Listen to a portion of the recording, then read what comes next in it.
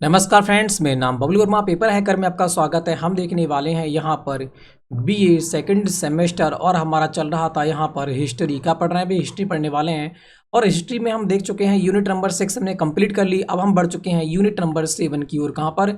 Unit number 7 आज हमारा topic है और इसमें देखने वाले हैं पहले ही क्वेश्चन को। जिस किसी को पीडीएफ वगैरह चाहिए या फिर ऐप लिंक चाहिए, दोनों सेम ही है। ऐप बना रखे हैं आपके लिए, जो फ्री लोग डाउनलोड करना चाहते हैं और जो पेड लेना चाहते हैं वो पीडीएफ है। दोनों की दोनों आपको दिए जा रहे हैं हमारी paperhacker.in हमारी साइट पर। कहाँ पर? paperhacker.in।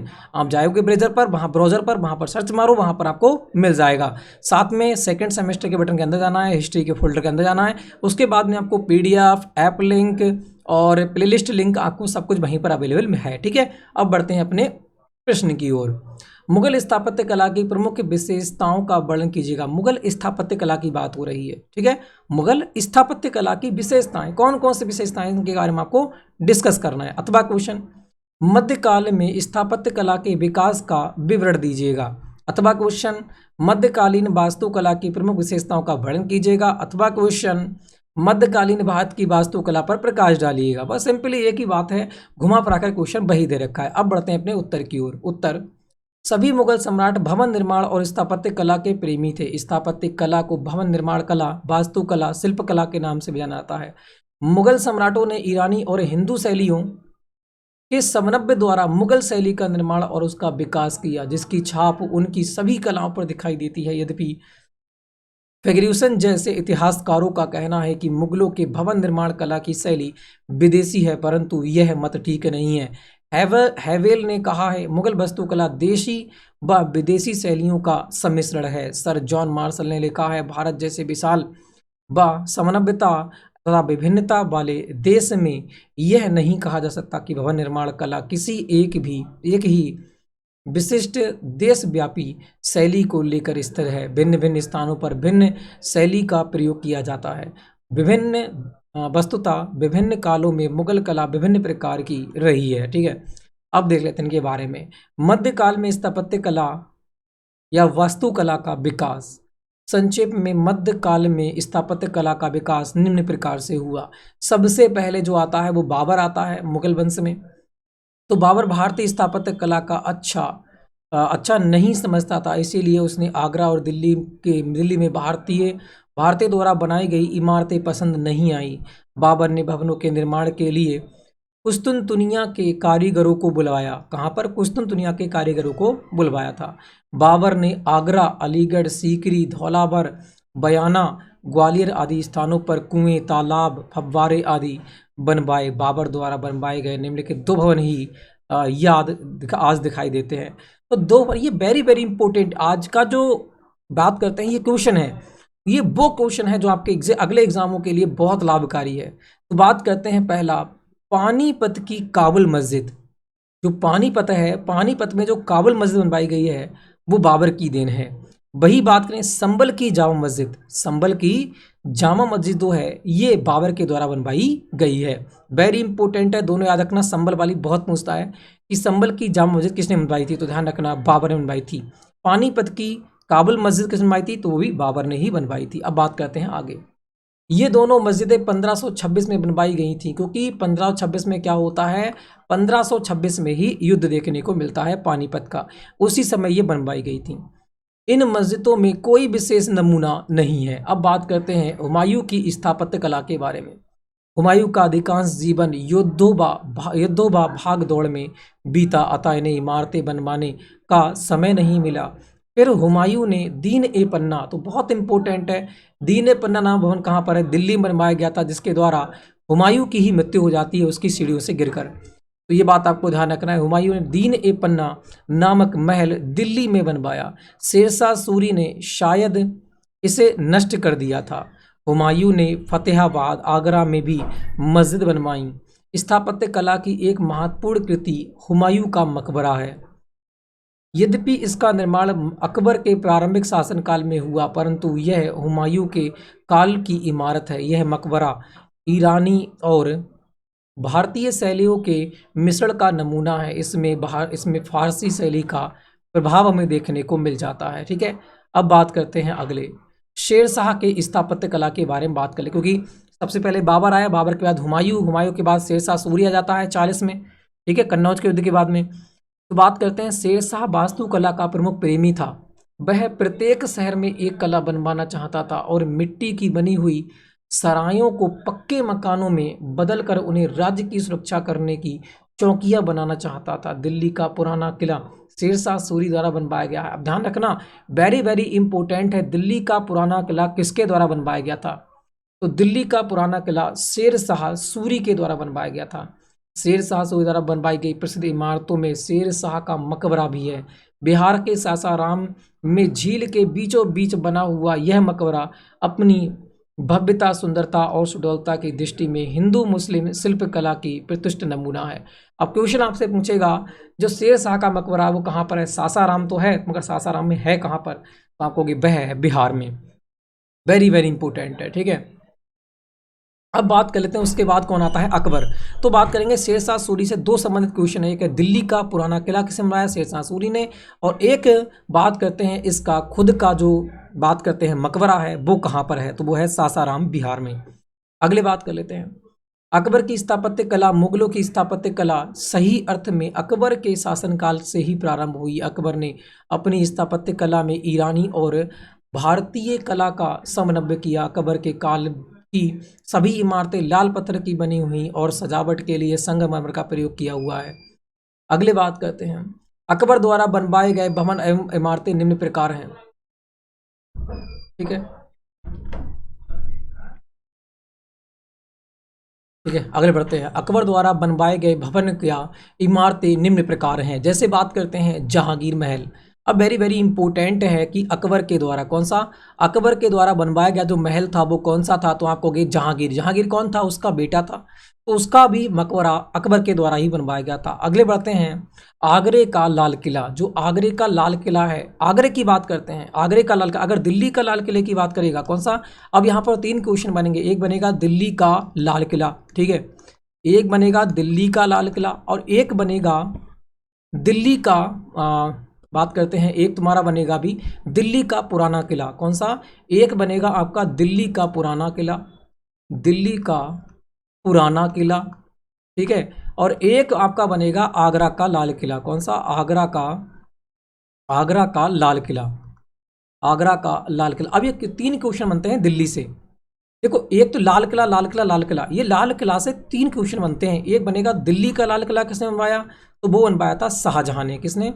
शाहजहां ने, ठीक है। और आगे आपसे पूछेगा दिल्ली का पुराना किला, तो शेरशाह सूरी ने। किसने? शेरशाह सूरी ने। अब आपसे पूछेगा आगरा का लाल किला, तो वो आपको देगा अकबर ने। किसने? अकबर ने। तो तीनों के बारे में आपको क्या होना चाहिए? याद होना चाहिए, क्योंकि लाल किला से बहुत कंफ्यूजिंग हो जाते हैं। तो बात करते हैं, जहांगीर महल किसने बनवाया था? अकबर ने। आगरे का लाल किला किसने बनवाया? अकबर ने। अकबरी महल किसने बनवाया? अकबर ने। लाहौर का किला किसने बनवाया? अकबर ने। बात करते हैं इलाहाबाद का किला किसने बनवाया था? ये भी अकबर ने। दीन ए आम किसने बनाया था? अकबर ने। जोधाबाई का महल किसने बनवाया था? तो अकबर ने। बीरबल का महल किसने बनवाया था? तो अकबर ने। ये वेरी इंपॉर्टेंट है अकबर के स्थापत्य। अगले बात करते हैं, पंचमहल, यह भी सीकरी में है। यह हिंदू मुस्लिम स्थापत्य कला का मिश्रण है। यह भी किसने बनवाया? अकबर ने। जामा मस्जिद, इसका निर्माण 1571 में हुआ था। ये चित्रकला की दृष्टि से फतेहपुर सीकरी में सर्वश्रेष्ठ नमूना है। कहाँ पर? जामा मस्जिद। अब जामा मस्जिद दो तीन प्रकार की, एक जामा मस्जिद संभल में, तो संभल में किसने बनवाई? संभल में बनवाई थी बाबर ने। एक जामा मस्जिद बात करते हैं सिकंदराबाद में है, ठीक है। तो ये अलग अलग प्रकार की जामा मस्जिदें हैं, तो ध्यान रखना है। तो जामा मस्जिद जो थी फतेहपुर सीकरी की कहेगा तो किसने बनवाई थी? अकबर ने। कब? 1571 में। अगले बात करते हैं, बुलंद दरवाजा फतेहपुर सीकरी में है। ये भी किसने बनवाया? अकबर ने। और ये किसकी याद में बनवाया था? ये क्वेश्चन बहुत बनता है कि बुलंद दरवाजा अकबर ने किस विजय के उपलक्ष्य में बनवाया था? तो बुलंद दरवाजा इसे अकबर ने गुजरात की विजय के बाद बनवाया था। यह फतेहपुर सीकरी में स्थित है। यह मुगल कालीन दरवाजे में श्रेष्ठ हमें देखने को मिल जाता है। तो आपको ध्यान रखना है कि गुजरात की विजय के उपलक्ष्य में अकबर ने बुलंद दरवाजा फतेहपुर सीकरी का निर्माण करवाया था। अगले बात करते हैं, शेख सलीम चिश्ती का मकबरा, ये 1571 ईस्वी में बनवाया गया था। इसकी चित्रकारी देखने योग्य है। अगर आपसे पूछेगा हुमायूं का, तो इसकी मां ने बनवाया था, ठीक है। अगले बात करते हैं, सिकंदरा इसका निर्माण कार्य अकबर ने प्रारंभ करवाया था, परंतु यह 1523 में जहांगीर के शासनकाल में बनवाया गया था। ठीक है, अगली बात करते हैं। अकबर द्वारा बनवाए गए भवनों की इतिहासकारों ने बड़ी प्रशंसा की है। स्मिथ ने फतेहपुर सीकरी की इमारतों को अभूतपूर्व व पत्थर पर अंकित कहानी कहा है। तो ये सारे की सारे वेरी वेरी इंपॉर्टेंट आपको देखने को मिल जाते हैं, जो आपको बार बार पढ़ना ही पढ़ना पड़ेगा। ठीक है, अगले बात करते हैं जहांगीर का स्थापत्य कला के बारे में। जहांगीर की चित्रकला से ही अधिक लगाव था, वास्तुकला से नहीं। उसके समय में 2 इमारतें बनवाई गई थीं। जहांगीर चित्रकला का प्रेमी था। आपसे पूछ लेगा चित्रकला का स्वर्णिम किसे कहते हैं, तो वो जहांगीर के शासनकाल को चित्रकला का स्वर्णिम कहा जाता है। अगर वास्तुकला की बात करेगा तो वास्तुकला का स्वर्णिम किसे कहते हैं, तो वह कहते हैं शाहजहां के शासनकाल को। अगले बात करते हैं एतमादुद्दौला का मकबरा। ये किसने बनवाया था, तो शाहजहां ने बनवाया था एतमादुद्दौला का मकबरा। किसने, जहांगीर ने एतमादुद्दौला। ऐसे याद कर लो, दूधला, दौला को कह दो दूधला, और तो दूध क्या करता है, सारा जहां पीता है, तो सारा जहां। ठीक है, ऐसे याद हो जाएगा। एतमादुद्दौला का मकबरा, यह मकबरा नूरजहां ने अपने पिता की याद में 1626 में बनवाया था। यह आगरा में स्थित है। यह सफ़ेद संगमरमर से बना हुआ है। तो दूध कैसा होता है, सफ़ेद, तो दूध से ही हम याद कर लेंगे सारा की सारा। ठीक है, नूरजहां, ऐसे याद कर लो, दूध और यहाँ देखो नूर है, और यहाँ देखो सफ़ेद है, सारा की सारा याद हो गया आपको। कब, 1626 में इसे बनवाया गया था नूरजहां के द्वारा। बात करते हैं जहांगीर का मकबरा। नूरजहां कौन थी, नूरजहां जहांगीर की बेगम थी। इसका निर्माण भी, इसकी जहांगीर का मकबरा, इसका निर्माण भी नूरजहां ने करवाया था। यह लाहौर में स्थित है। तो जहांगीर का मकबरा कहाँ पर है, लाहौर में। इसका भी निर्माण नूरजहां ने करवाया था। इसका मतलब कहें तो, क्योंकि आपको सबको पता है कि जहांगीर जो था, जहांगीर तो एक प्रकार से क्या था, भांग प्रेमी कह सकते हैं या फिर चरस प्रेमी कह सकते हैं उसके लिए। तो शाहजहां कहता था कि मुझे बस 1 प्याला जहर और 1 मांस का टुकड़ा चाहिए, बस वही मेरे लिए काफ़ी है, और बाकी मेरा जो सिंहासन है वो नूरजहां ही संभाल लेगी। ठीक है, तो इस प्रकार से जो नूरजहां थी वो इसी के मतलब पूरा जो साम्राज्य का उसका भार था वो नूरजहां के ऊपर था। तो जहांगीर ने कोई काम तो नहीं करवाया, सारा की सारा किसके अंतर्गत आता है, तो नूरजहां के द्वारा ही आता है। तो नूरजहां का नाम याद रखना है, जहांगीर का नाम याद नहीं रखना है। ठीक है, अगले बात कर लेते हैं।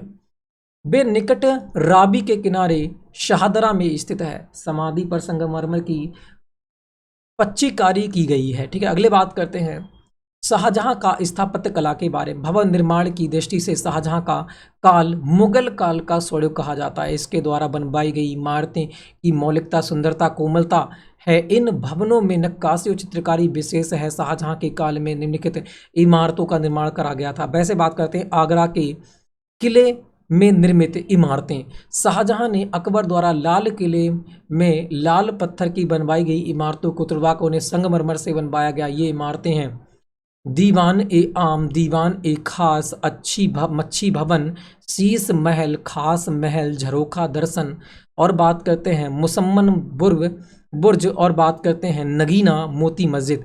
ये सारे की सारे आगरा की इमारतें हैं जिसे इसने मरम्मत करवाई थी और कुछ अपने अनुसार बनवाए भी थे। अगले बात करते हैं ताजमहल के बारे में। शाहजहां द्वारा बनवाई गई सर्वश्रेष्ठ इमारतें आगरा का ताजमहल है। इसे उसने अपनी प्रिय बेगम मुमताज महल की याद में बनवाया था। इसकी गणना विश्व के 7 आश्चर्यों में से की जाती है। यह 22 वर्षों में बनकर तैयार हुआ था। इस इमारत फारसी ढंग से बनी हुई है, फिर भी बहुत सी शिल्पकारी हिंदू ढंग की है। परसी खाउन ने ताजमहल का मुगल वास्तुकला का पूर्णता का प्रतीक कहा है। इसके निर्माण में लगभग 50 लाख व्यय हुआ था। अगले बात करते हैं दिल्ली का लाल किला। शाहजहां ने 1632 में दिल्ली में यमुना नदी के किनारे, दिल्ली में, आगरा होगा भाई, हाँ सिटी दिल्ली में, क्योंकि दिल्ली का, आगरा का तो बनवाता है अकबर, तो दिल्ली का कौन बनाएगा, शाहजहां। 1632 में दिल्ली में यमुना नदी के किनारे एक विशाल किले का निर्माण करवाया, जिसको 2 दरवाजे थे। इसमें दीवान ए खास, दीवान ए आम, रंग महल बहुत सुंदर हैं। दीवान ए खास की दीवार पर लिखा है, अगर फिरदौस बरसरा जमीनस्त हमीनस्त, अर्थात धरती पर यदि कहीं स्वर्ग है तो यही है। दिल्ली की जामा मस्जिद। शाहजहां ने दिल्ली में लाल किले के निकट जामा मस्जिद बनवाई। यह लाल पत्थर की बनी हुई है। तो शाहजहां ने दिल्ली में लाल किले के निकट जाम मस्जिद का निर्माण करवाया था। तख्त ए ताज से मयूर सिंहासन भी कहते हैं। शाहजहां ने मयूर की शक्ल का एक सिंहासन बनवाया। यह पलंग के आकार का था और सोने का बना था। आकार 32 गज लंबा और 32 गज लंबा और 5 गज ऊंचा था। बात करते हैं पूरा सिंहासन रत्नों से जगमगाता रहता था, परंतु आज यह तख्त ताउस नहीं है। तो बात कर लें अगर हम, तो तख्त ए ताउस पर जो डायमंड था सबसे बड़ा कोहिनूर, वो भी इस पर लगा हुआ था। अगले बात करते हैं औरंगजेब की स्थापत्य कला के बारे में।